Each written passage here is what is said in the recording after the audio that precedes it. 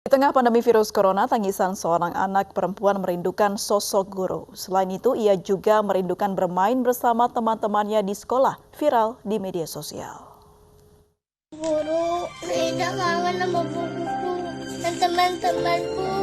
Papa sama sekolah lagi.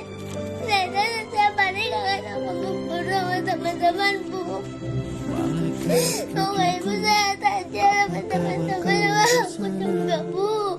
Yang tawa candamu. Kita pengen sekolah. Pengen bu.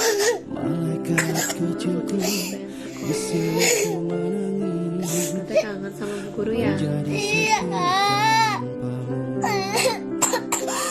Jangan pisahkan kami, oh Setiap hari aku pengen ketemu sama teman-teman sama bu guru.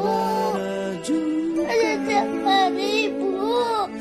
hatiku menyatu sulit Guru yang lainnya juga bu. Pengen kayak dulu lagi bu. Gak mau seperti kayak begini bu.